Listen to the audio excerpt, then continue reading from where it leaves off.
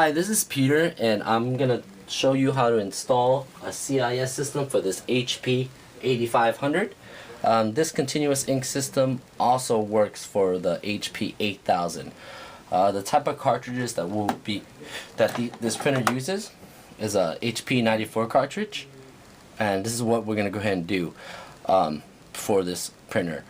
The thing about this printer and this continuous ink system is that this continuous ink system doesn't come with any chips on the cartridges, so you have to actually remove the chip off the original HP cartridges using an X-Acto knife, such as this one right here, and I'm gonna go ahead and show you how to do that.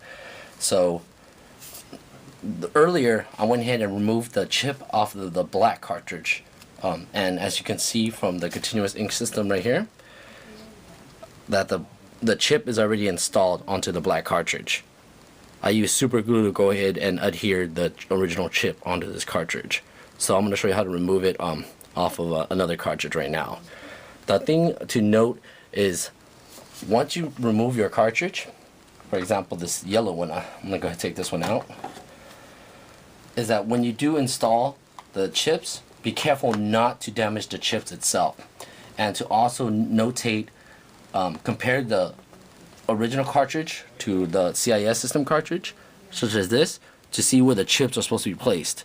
So everything is arranged properly here, so you know you got to remove this chip and put it against this wall, and once again use super glue to adhere it. So what I'm going to do right now is I'm going to go ahead and start actually digging underneath this chip. This chip is almost like a sticker.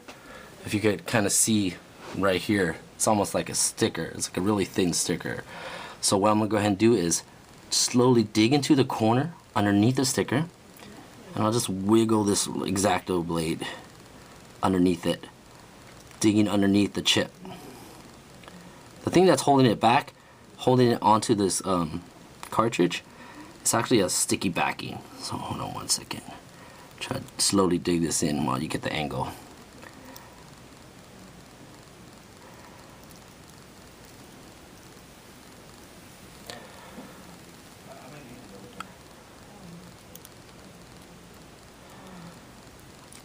Chip is almost off, and as you can see, it came right off like that. On the back of the chip is that white sticky backing that I mentioned.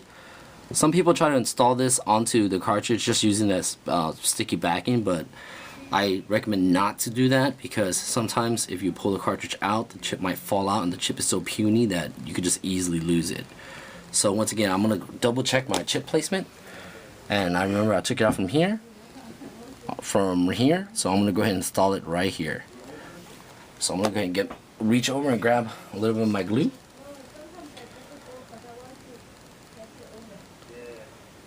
And I'm going to apply a little bit of glue. You don't need too much to get this thing to stick in there. So just barely any glue. Ooh, that drop should be enough. It's kind of quick, so you couldn't see that process, but basically you get the idea. So once you get that chip on there, if you accidentally touch the face of this chip, you go ahead and clean it with rubbing alcohol and Q-tips. But in the meantime, just try not to damage the face of the gold contacts. So right here, I'm gonna go ahead and put this chip onto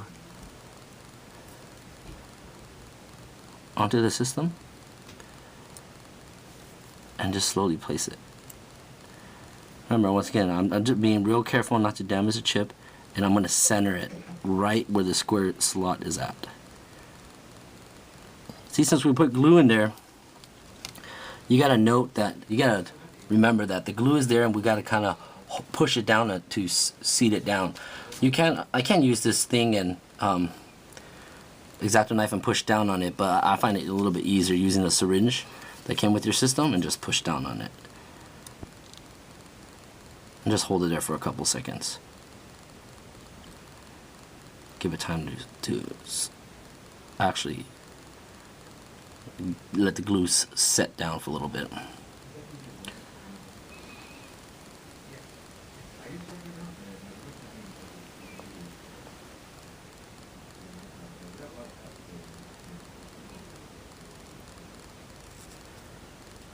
Double checking my placement. If you accidentally put it in the wrong place, you could go ahead and take it back off and put it back on, which won't be a big deal. Okay, I'm gonna let that set. Also, if you notice inside the printer, the thing that if I take out the rest of these cartridges and you look inside the printer itself, you will see that the chip is right here on this side, right? So if you look deep inside the printer, you will see that the chip sensors are right here and right there. So that's where the chips touch. You're supposed to line up with that. So that's a thing that you need to just notate. You can also clean those little contacts inside there with Q-tips and rubbing alcohol. I'm gonna go ahead and continue taking the chips off of the cyan and the magenta, and and then I'll show you how to route the tubes. Okay, I just went ahead and finished removing all the chips and placing them onto the continuous ink system. Be sure you give the glue sufficient enough time to go ahead and set and dry up into place. If not, the chips are just going to flick right off and you're going to end up having to look for that chip inside your printer. So once you know that the chips are all set into place, go ahead and flip these cartridges upside down and put them inside your printer. As you put it inside your printer, just make sure everything lines up into place. There's little rails on the bottom. You won't be able to see that. Actually, let me go ahead and remove this. You see those little lines on the bottom right here? They have to go into there nice and neat. So make sure you do that.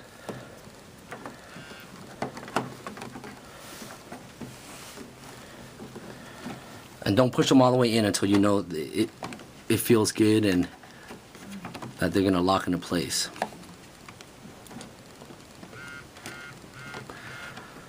So I'm gonna push this one in, push this one in, push this one in, push this one in. Okay. So after you do that, be careful with these little plastic elbows where the hoses are attached to. These hoses are attached to these little plastic elbows which are inserted into the cartridge. These are a little bit fragile and these could break, but these can be replaced. So just be careful and not to manhandle these little connections right here. So go ahead and also notice that right here in this spot is a little switch. And if I close this lid, this little plastic piece pokes into there and it tricks the print. It basically tells the printer that this cartridge lid is closed. So what you fortunately, the way HP designed this printer, when I close this lid down onto the hoses, it doesn't cramp these hoses too bad. So I'm gonna go ahead and actually do that right now. Once you close it, it's all ready to go. But the last step that you should do is go ahead and, if you look on top of your continuous ink system, there's two plugs, a big plug and a small plug. You have to remove this little small plug for each color. You might want to use gloves for this if you're afraid of getting ink on your hands. Remove each one of these small little plugs, and inside your CISS you're going to get these 4 air filters. And if you look at the air filter, one side is thicker than the other. You're going to go ahead and insert the thick side going down on each one of these little holes. This is your air filter. When you run low on ink, be sure to fill it up from here, this plug. Just go ahead and remove this one and insert the ink in there. And every time you refill it, don't top it off all the way to the top. Try to keep the same level as where the continuous ink system, how it originally came in, which is like about an inch gap from the top. So after you insert all these air filters, go ahead and place this next to your printer, and go ahead and insert this in too. And make sure that the continuous ink system is on the same surface that your printer is sitting on. Do not elevate the continuous ink system higher, or else ink will leak into the printer because gravity's pulling on the ink. Once that gravity starts pulling on it, it's gonna keep pulling until there's no more ink and it'll leak into your printer. You don't want that. So that's the basic installation for the HP 8500. And if you look on top of our ink level indicator shows it's off full because I removed the chips off of these full cartridges. Eventually these will deplete, but it won't lock up your printer and you will still continue to print. So I'm going to go ahead and print out a quick copy real quick. I have an image on the scanner bed, so it's going to go ahead and print out a quick copy.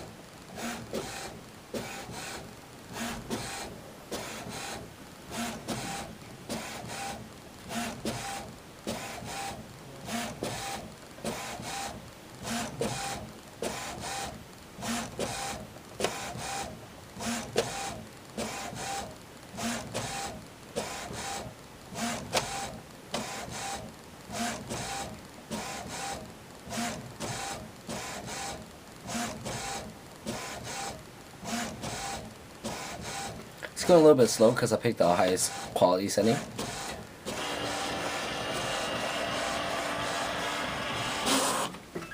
But as you can see, the print right here,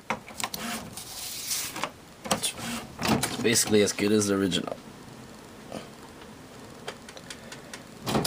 So that's the installation for the HP 8500. If you have any questions, feel free to give our customer service reps a call and we'll be more than happy to assist you.